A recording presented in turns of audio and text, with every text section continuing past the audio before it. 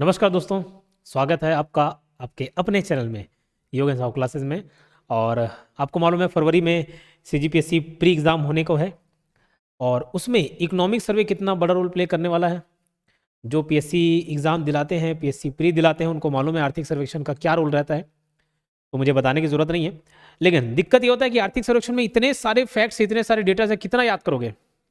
इसीलिए मैं शॉर्ट कुछ एमसीक्यूज बता रहा हूँ आपको और उसका एक्सप्लेनेशन भी देते चलूंगा जो आपके काम को बहुत आसान कर देगा। तो आज भी हम टॉप एमसीक्यूज देखेंगे जो अभी आपके सीजीपीएससी प्री के एग्जाम में काम आने वाला है। और जब तक कोई नया डेटा नहीं आ जाता सीजीपीएससी प्री के साथ साथ ये दूसरे एग्जाम, उससे पहले जितने भी एग्जाम होने सब में काम आएगा। ठीक है, इसका पीडीएफ आपको टेलीग्राम चैनल में मिल जाएगा, योग एंड साउ क्लासेस नाम से जो हमारा टेलीग्राम चैनल है उस पर मिल जाएगा। तो इसको मैं बताते चल रहा हूँ और एकदम याद कराते चल रहा हूँ। चलो अब सबसे पहला सवाल, वन क्षेत्रफल एरिया की दृष्टि से भारत में छत्तीसगढ़ का स्थान कितना है। वन क्षेत्रफल की दृष्टि से भारत में छत्तीसगढ़ का स्थान कितना है। अब देखो यहां पर ना एक वन क्षेत्रफल वाला कंसेप्ट आता है और एक वन आवरण वाला कंसेप्ट आता है, एरिया का, कवर का। तो मैं इसको ऐसे याद कर लिया हूं A4 साइज करके, A4 ठीक है, A4 साइज पेपर आता है ना, जो जानते होंगे A4 साइज पेपर। तो A से एरिया और 4 से 4, तो एरिया के हिसाब से देखा जाए तो भारत में छत्तीसगढ़ का स्थान कितना है, चौथा रैंक है। जबकि कवर के हिसाब से तीसरा रैंक है। कवर और सी वैसे भी 3 को रिप्रेजेंट करता है। तो वन आवरण, सी कवर, वन आवरण की दृष्टि से कौन से नंबर पे है, 3rd नंबर पर है। इस डिफरेंस को याद कर ले, बहुत आसान हो जाएगा। ठीक है, A4 और C3 करके। क्लियर। देश के लघु अनुपात संग्रहण में छत्तीसगढ़ की भागीदारी कितनी प्रतिशत, तो आर्थिक सर्वेक्षण के डेटा के हिसाब से 70% है। समर्थन मूल्य पर धान खरीदे में छत्तीसगढ़ का कौन सा स्थान है, पहला। समर्थन मूल्य पर धान खरीदे में छत्तीसगढ़ का कौन सा स्थान है, पहला। अभी देखो जो लास्ट इकोनॉमिक सर्वे है, लेटेस्ट इकोनॉमिक सर्वे का जो डेटा है उसके हिसाब से पूरे क्वेश्चन है और मैं एक्सप्लेनेशन भी देते चल रहा हूँ। लेकिन जो नई धान खरीदी है ना, उससे संबंधित डेटा मैं अलग से एक और वीडियो बनाऊंगा। ठीक है, अभी जो आंसर में है उसको तो याद रखना ही, फिर मैं अलग से और अपडेट करूंगा जो नई धान खरीदी है उस पर। ठीक है, चलो उसके बाद अगला सवाल, प्रदेश में सर्वाधिक सिंचाई किस स्रोत से होता है, तो ये होता है नहर और जलाशय से, है ना, नहरें और जलाशय से। उसके बाद सेकंड नंबर पे आपका नलकूप आता है। ठीक है, सेकंड नंबर पे आपका नलकूप आएगा। तो याद रख लेना, ये 52% और ये 29%। तो प्रदेश में सर्वाधिक सिंचाई किस स्रोत से होती है, नहरें या जलाशय से, जिसका हिस्सा कितना है 52% और नलकूप का 29%। तो ये क्रम भी पूछा जाता है, कई बार पूछा गया, अब इसको याद रखेंगे। अब यहां से मेन सवाल, छत्तीसगढ़ राज्य में आरक्षित वन कुल वन क्षेत्र का कितना % है। अब मैं इसमें पूरा ना आपको डेटा लिखाता हूं। ठीक है, पूरा डेटा मैं आपको लिखाऊंगा, उसको आपको याद करते चलना है। आरक्षित, संरक्षित और अवर्गीकृत। तो देखो जो 43.31% है वो आरक्षित वन है, प्रतिशत की बात करें। 40.18 जो है वो संरक्षित है और 16.51 है वो अवर्गीकृत है, अवर्गीकृत। ठीक है, तो ये डेटा याद रखना।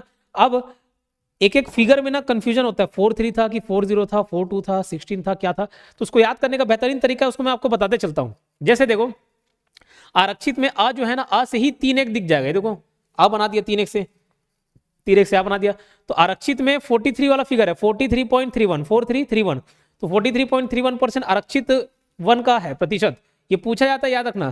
संरक्षित में 0 है तो सा से संरक्षित, सा से 0, सा से संरक्षित, सा से 0। तो 40.18 संरक्षित वन का है और अवर्गीकृत का 16.51% है। तो अवर्गीकृत को कैसे याद करोगे, अवयस्क से याद कर लेना। जो 16-17 साल के होते हैं अवयस्क तो कहलाएंगे। तो 16.51 किसका है, अवर्गीकृत का है। तो ये सवाल पूछा आरक्षित वन कुल वन क्षेत्र का कितना % है। अगर कुल वन को हम 100% मान रहे हैं तो आरक्षित वाला कितना है, 43.31। लेकिन इसके साथ आप इसका एक्चुअल एरिया भी लिख लेंगे एक्चुअल एरिया भी लिख लेंगे। एरिया आपका ये याद रखना 25,910। ठीक है, फिर ये है 2436, फिर ये 9874। ठीक है, 9874। अब दशमलव में भी याद करना चाहें तो पहले तो इतना ही फिगर याद करना, 25,910, फिर दशमलव में तो 0.23, ये सब स्क्वायर किलोमीटर में। फिर आपको 0.10 और 9874.13। ये देखो घटते क्रम में 9 8 7 5 6 4 ऐसा आपका 9874.13। क्लियर। अब यही चीज अगर मैं मिश्रित की बात करूं, चलो मिश्रित वाले को आगे मैं अब बता दूंगा। अभी आरक्षित, संरक्षित, अवर्गीकृत का है, इतना डेटा आपको याद करना है, यही ज्यादा इंपॉर्टेंट है, इसको याद करना। फिर मिश्रित, साल, सौगुन करके भी हम याद करेंगे। फिर छत्तीसगढ़ में संरक्षित वन कुल वन क्षेत्र का कितना % है, तो जो 43.31 था ये तो आरक्षित का था। 16.51 किसका था, अवर्गीकृत का था। अरे 40.118 किसका है, संरक्षित का। ठीक, तो option D is the right answer. Chhattisgarh में अवर्गीकृत वन का क्षेत्रफल कितना है, तो देखो मैंने बताया था 0.13 किलोमीटर, तो ये घटते क्रम में 9874। जबकि अगर मैं आरक्षित की बात करूं तो 25,910, संरक्षित की बात करूं तो 24,036।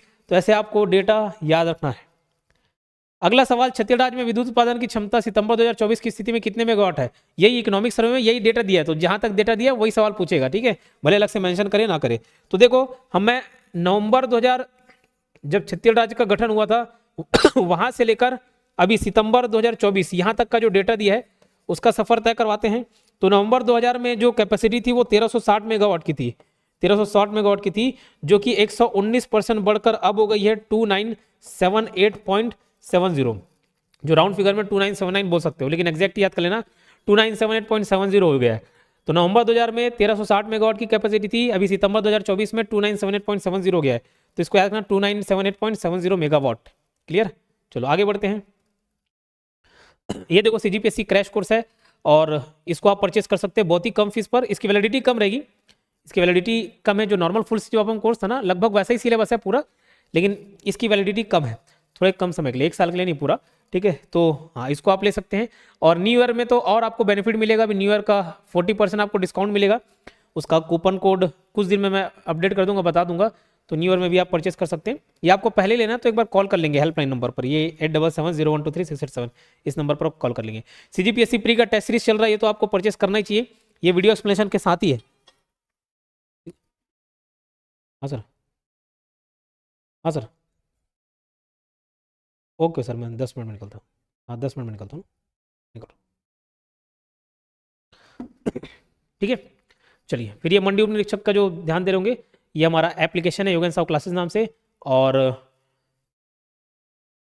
टेलीग्राम चैनल में ये पीडीएफ मिलेगा, तो टेलीग्राम चैनल भी ज्वाइन कर लीजिएगा।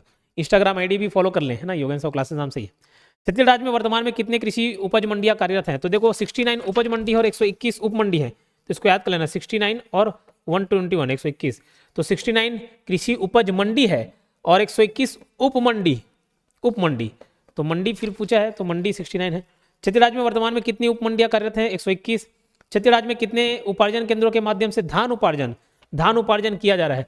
तो 2739, ये इकोनॉमिक सर्वे के हिसाब से है। और मैंने बोला जो अभी लेटेस्ट धान खरीदी वाला जितना भी डिटेल होगा ना उसका एक और वीडियो बना दूंगा, ठीक है। तो 2739 है ना, 2739। और याद रखना पूरा 100% सब डिजिटलाइज हो चुका है, पूरा का पूरा 100% क्या हो चुका है, डिजिटलाइज हो चुका है, ठीक है। चलो आगे बढ़ते हैं। ये 100% कितने धान है वो धान उपार्जन केंद्रों का तक डिजिटलाइज किया जा चुका है 100%। छत्तीसगढ़ राज्य में मिश्रित वन का परसेंट क्या है? तो देखो मिश्रित का 50.05, पूरा मतलब आधा, 50% लगभग मिश्रित का है, 50.05।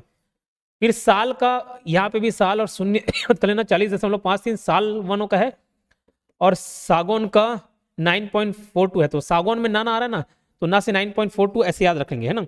और अगर इसका क्षेत्रफल याद करना चाहे तो आप कर सकते हैं। बाकी जो 25,910, 24,036, 9874 जो आरक्षित संरक्षित अवर्गीय तो बताया था उसका तो याद करना ही है। इसको भी अगर टाइम मिले तो याद कर लेना, 942.942.77 स्क्वायर किलोमीटर, ये 24,244.88 स्क्वायर किलोमीटर, और ये 5633.13 स्क्वायर किलोमीटर, ठीक है। तो ये पूछा है मिश्रित वन का, तो मिश्रित का 50.05। क्लियर। छत्तीसगढ़ राज्य में साल वन का प्रतिशत कितना है?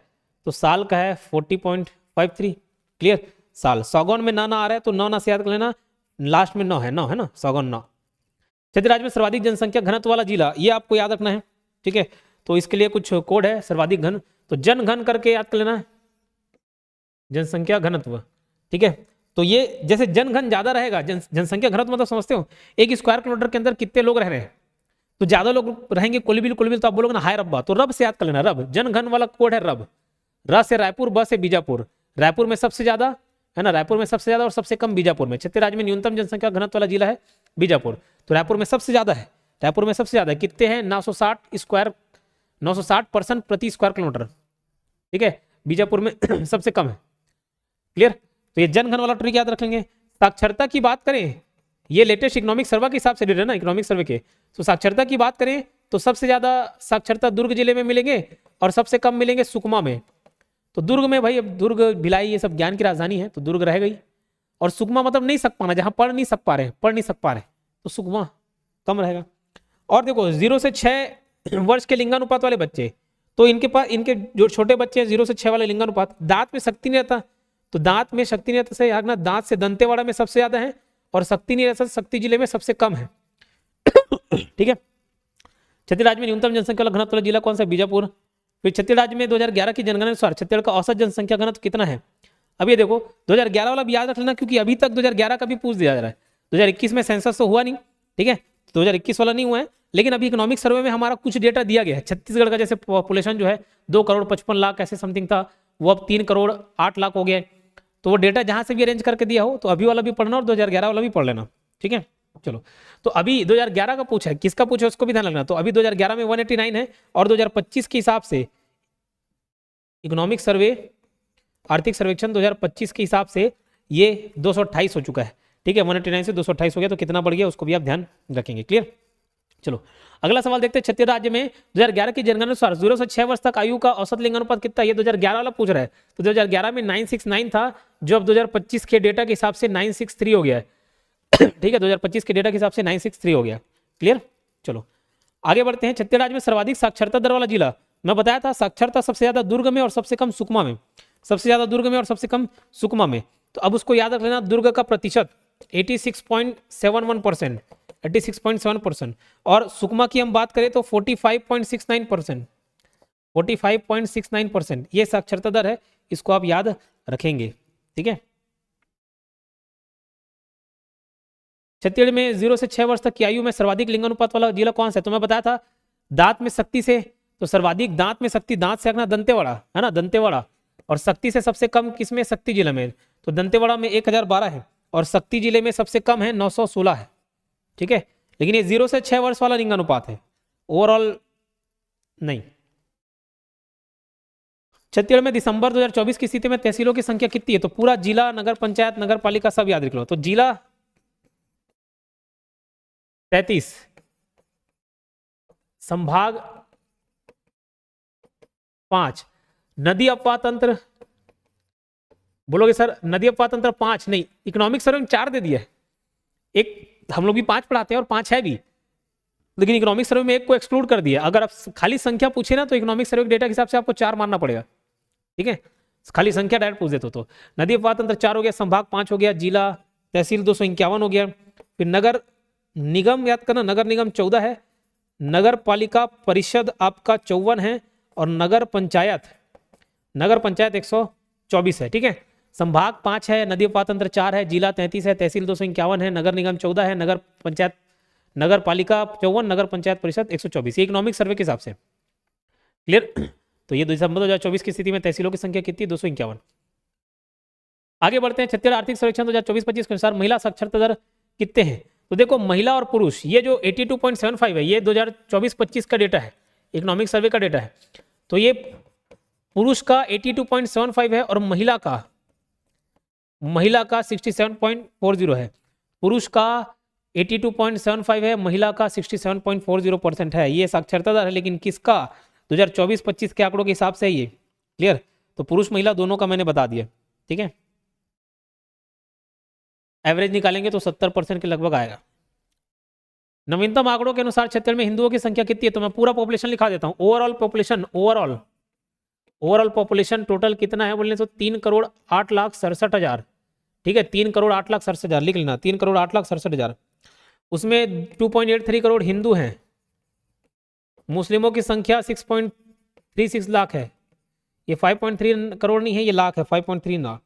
ये क्रिश्चियंस की संख्या है, क्रिश्चियंस, और ये बौद्धिस्ट लोगों की संख्या है, ठीक है। तो टोटल पॉपुलेशन 3,08,67,000 है, 3,08,00,000 पहुंच गया।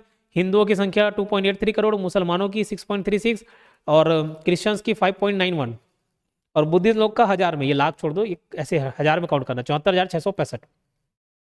छत्तीसगढ़ राज्य की वर्तमान जनसंख्या कितनी है? छत्तीसगढ़ राज्य की वर्तमान जनसंख्या तो 3.08 करोड़, ठीक है, 3,08,00,000, और एग्जैक्ट फिगर मैंने बता दिया, 67,000 भी है अगर जोड़ना चाहो तो उसमें। क्लियर। अभी एक और इंपॉर्टेंट डेटा है, आर्थिक सर्वेक्षण 2024-25 के अनुसार छत्तीसगढ़ के जीएसडीपी में उद्योग क्षेत्र की हिस्सेदारी कितनी है? तो ये देखो, मैं आपको इसको भी लिखा देता हूं। 3 क्षेत्र हैं, या तो आप बोलेंगे प्राथमिक, द्वितीयक और तृतीयक क्षेत्र, लेकिन कभी कभार प्राथमिक को कृषि से तुलना कर दिया था, द्वितीयक को उद्योग से, और तृतीयक को सेवा, लेकिन उसमें बारीक सा अंतर है। जैसे खनन उत्खनन हम हमेशा पढ़ते हैं। तो अभी मैं फिलहाल बात कर रहा हूँ कृषि उद्योग और सेवा किसकी, कृषि उद्योग और सेवा की बात कर रहा हूँ। तो कृषि और उससे संबंधित क्षेत्र का योगदान जीडीपी में, जैसे छत्तीसगढ़ का जीडीपी 100 रुपये होगा तो उसमें 16 रुपये कौन कंट्रीब्यूट किया होगा, कृषि क्षेत्र से कंट्रीब्यूशन हुआ होगा। तो कृषि और संबंधित क्षेत्र में 16.80, उद्योग वाले क्षेत्र का कंट्रीब्यूशन 47.90 और सेवा क्षेत्र का 35 है, सेवा क्षेत्र का कंट्रीब्यूशन 35 है। तो 16, 47, 35, 16, 47, 35, ठीक है, 16, 47, 35। उसके अलावा अगर आप प्राथमिक, द्वितीयक और तृतीयक की बात करें ना, थोड़ा बहुत ही अंतर है बट ज़्यादा नहीं, लेकिन इसी से मिलता जुलता प्राथमिक, पहला प्राथमिकता आप कृषि उद्योग सेवा को देखेंगे और वो भी स्थिर मूल्य पर। फिर प्राथमिक, द्वितीयक और तृतीयक अगर बात करें, तृतीयक, प्राथमिक, द्वितीयक और तृतीयक की बात करें तो प्राथमिक में परसेंट कितना हो जाता है 27.96%, द्वितीयक में 36.74% और तृतीयक में हो जाएगा आपका 35.30%। अब यहां पर एक चीज देखें, आमतौर पे इंडिया का जीडीपी की हम बात करें तो हमेशा ना कंट्रीब्यूशन 3:1 के रेशियो में रहता है, मतलब तीसरा सेवा वाला सबसे ज्यादा रहेगा, फिर उद्योग वाला रहेगा, फिर कृषि वाला रहेगा। लेकिन छत्तीसगढ़ के कंटेक्स्ट में उद्योग का सबसे ज्यादा रहता है। छत्तीसगढ़ के कंटेक्स्ट में कंट्रीब्यूशन में 2-3-1 आता है, 2 मतलब सेकंड वाला पहले रहेगा, सेकंड को कंट्रीब्यूशन सबसे ज्यादा रहेगा, फिर थर्ड वाला रहेगा, फिर 1 वाला रहेगा, ठीक है। तो ये छत्तीसगढ़ की स्थिति है जिसमें उद्योग सबसे ज्यादा कंट्रीब्यूशन रखता है। उसके बाद पिछले साल के मुकाबले में अभी कितना ग्रोथ हुआ, तो 5, 6, 8 वाला परसेंट भी याद रखना, जैसे 5, 6, 7 है ना, वैसे 5, 6, 8 याद कर लेना। एग्जैक्ट पॉइंट अपन नीचे याद कर लेंगे, बट फिलहाल यहाँ सवाल किसका पूछा, उद्योग क्षेत्र की हिस्सेदारी, तो उद्योग वाला 47.90, सेवा क्षेत्र की कितनी है तो 35.30। इसको देखो, पर कैपिटल इनकम स्थिर भाव में, ये याद करने वाला चीज है। तो स्थिर भाव वाला 7 आ रहा ना, स्थिर में 7, इसमें भी 7, तो ये स्थिर भाव वाला है, स्थिर भाव वाला है। एक ये 184,833 ये प्रचलित भाव का है, प्रचलित भाव का है, लेकिन ग्रॉस वाला। और आपको जो एक और डेटा याद करना है वो नेट का, प्रचलित और नेट है ना, शुद्ध, तो वो है 1,62,870। ये डेटा इंपॉर्टेंट है, इसको पूछा जाता है, 1,62,870 रुपए, 1,62,870, ठीक है। छत्तीसगढ़ में जीएसडीपी में कृषि क्षेत्र में कितने परसेंट की वृद्धि हुई, मतलब पिछले साल के हिसाब से, तो बोलो सर वो 16, 47 और 35 वो किसके याद किए थे, वो कंट्रीब्यूशन था इसी साल का। पिछले साल के मुकाबले कितना बढ़ा, तो 5, 6, 8 करके याद किए थे, 5, 6, 8, तो 5.38% कृषि क्षेत्र में बढ़ा है, 6.92% उद्योग में बढ़ा है, 8.54 सेवा में बढ़ा है, ठीक है। इसको आप याद करेंगे डेटा को। अगला सवाल, छत्तीसगढ़ के जीएसडीपी में सेवा क्षेत्र में तो 5, 6, 8 करके याद किए थे, 8.54 है, 90 नहीं, 8.54, तो 32 का ऑप्शन सी। 33वां क्वेश्चन देखो, छत्तीसगढ़ के जीएसडीपी में उद्योग क्षेत्र में कितने परसेंट की वृद्धि हुई, उद्योग में 5, 6, 6.92%, 5, 6, 8 करके याद किए ना। पशुपालन कौन से क्षेत्र का हिस्सा है, तो पशुपालन कृषि संबंधित वाले हो जाता है, तो प्राथमिक क्षेत्र में आते हैं। खनन तथा उत्खनन निम्नलिखित में से कौन से क्षेत्र के अंतर्गत आता है, ये 36वां क्वेश्चन का आंसर आप देंगे, ठीक है, कमेंट बॉक्स में बताना, और ये सेशन कैसा लगा उसको भी आप बताएंगे। अब खनन तथा उत्खनन किस क्षेत्र के अंतर्गत आता है, अब यहाँ पे होता है कंफ्यूजन, और यहाँ पे मैं पूरा आपका कंफ्यूजन दूर कर देता हूँ। पंखा उंखा करके एक कोड याद कर लेना, पंखा उंखा, पंखा उंखा, तो ये पूरा कंफ्यूजन दूर हो जाएगा। पंखा उंखा जैसे बोलते हैं ना, अरे पानी वानी दे दो, पंखा उंखा चलाओ। तो प से याद करना प्राथमिक, ख से याद करना खनन उत्खनन, उ से याद करना उद्योग, और ख से याद करना खनन उत्खनन, खनन उत्खनन। तो खनन उत्खनन अगर प्राथमिक, द्वितीयक और तृतीयक में पूछूं, प्राथमिक, द्वितीयक, तृतीयक में पूछूं कि किस में आता है, तो खनन उत्खनन प्राथमिक में आता है। लेकिन इसका ये मतलब नहीं कि जैसे प्राथमिक है वैसे कृषि है तो खनन उत्खनन कृषि उद्योग सेवा में कृषि में आएगा, ऐसा नहीं।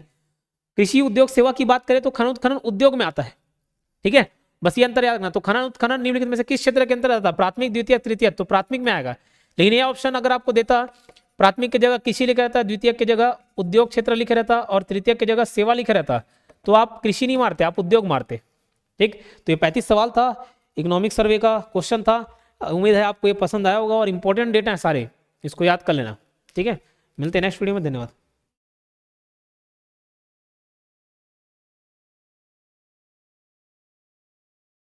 ठीक है, इतना ही है, 35 क्वेश्चन है बट फिलहाल। हाँ ये देखो, इंस्टाग्राम आईडी अब लगभग सभी लोग फॉलो कर रहे हैं, जो 5-6 हज़ार था कुछ महीने पहले, अभी बोलने के बाद 10,000 हो गए। तो यकीनन आप सब मुझे फॉलो कर रहे हैं, बहुत अच्छा लग रहा है, तो आप जुड़िएगा।